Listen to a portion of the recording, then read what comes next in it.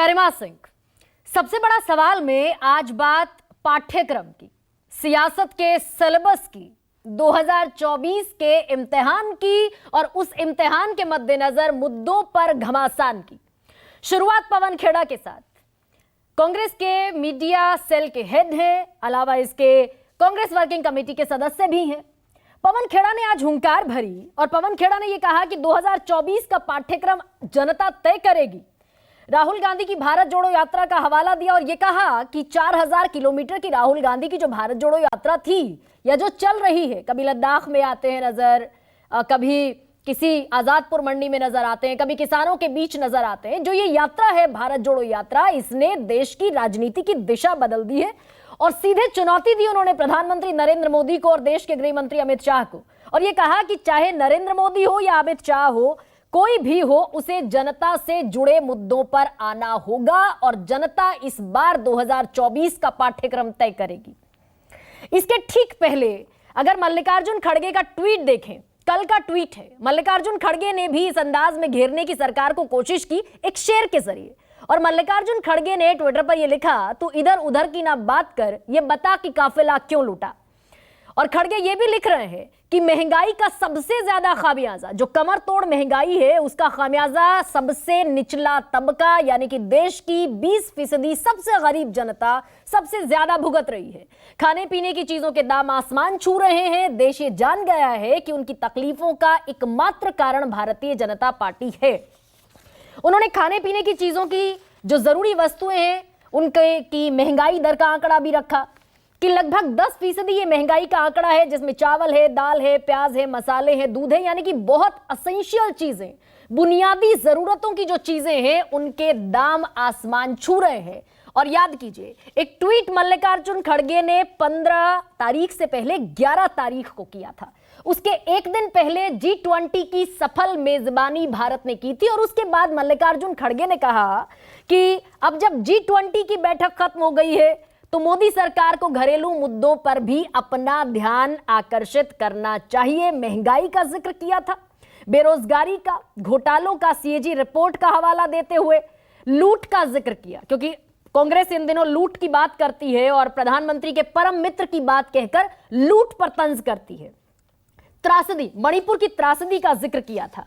तो मल्लिकार्जुन खड़गे लगातार सत्ताधारी पार्टी को यानी कि भारतीय जनता पार्टी को ये याद दिला रहे हैं कि मुद्दों पर तो लौटना होगा।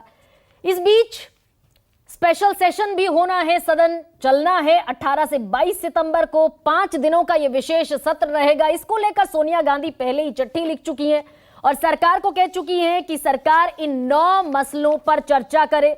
महंगाई है, बेरोजगारी है, MSP की कानूनी गारंटी है, अडानी मामले पर JPC की मांग है, जातीय जनगणना है, संघीय ढांचे पर हमला, हिमाचल प्रदेश की बाढ़ और कई राज्यों के सूखे का मुद्दा, और इसके अलावा लद्दाख, अरुणाचल प्रदेश की सीमा पर चीन का अतिक्रमण, हरियाणा जैसे कई राज्यों में सांप्रदायिक तनाव और मणिपुर की हिंसा पर सरकार की स्थिति। लेकिन इस चिट्ठी के बाद अभी थोड़ी देर पहले तेलंगाना में कांग्रेस की वर्किंग कमेटी की बैठक खत्म हुई।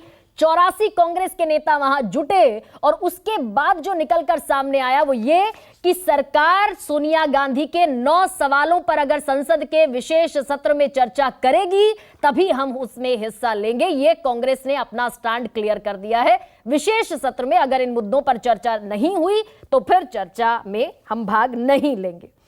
तो ये विपक्ष की एक तरीके से पिच तैयार करने की कोशिश है, सरकार को मुद्दों पर लाने की कोशिश है और 2024 का पाठ्यक्रम इस हवाले से तैयार किए जाने की कोशिश है कि महंगाई, बेरोजगारी पर चर्चा हो और जो जमीनी मुद्दे हैं उन पर चर्चा हो। लेकिन दूसरी तरफ सरकार पूरी तरीके से आत्मविश्वास से लबरेज है।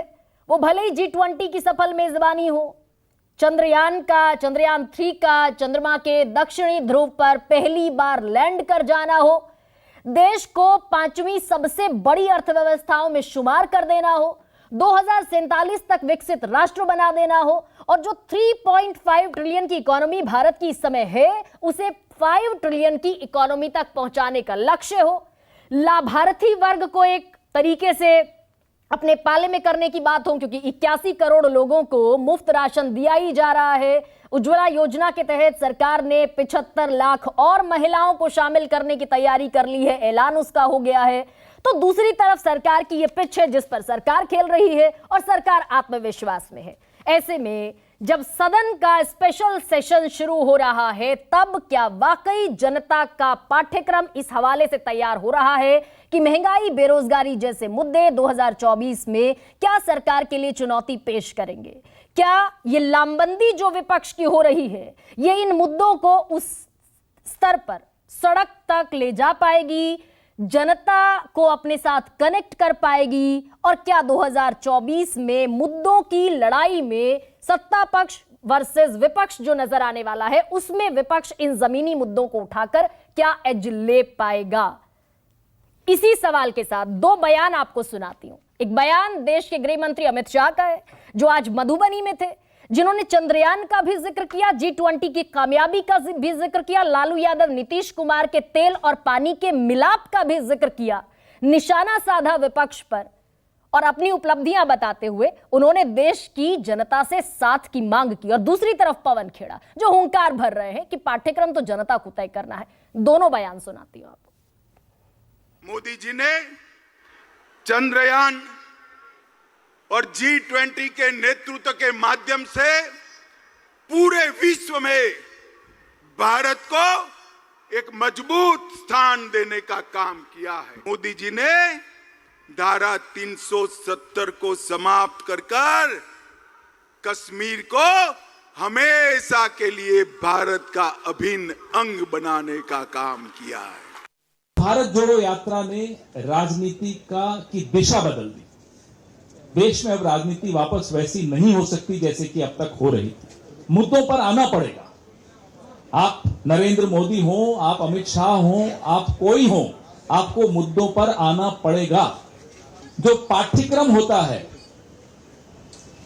अब वो पाठ्यक्रम जनता तय करेगी। यह भारत जोड़ो यात्रा ने सुनिश्चित कर दिया। पाठ्यक्रम अब नागपुर से नहीं बन सकता। तो चलते चलते नागपुर का भी जिक्र कर गए पवन खेड़ा। क्या चुनौतियां हैं देश के सामने बेरोजगारी की? क्या चुनौती देश के सामने महंगाई की है? और क्या चुनौती आम आदमी के संकट की है? भले ही G20 का गौरव है, भले ही चंद्रयान का गौरव है, भले ही 5वीं सबसे बड़ी अर्थव्यवस्था का गौरव है, ऐसे सबसे बड़ा सवाल क्या है वो आपके सामने रखा।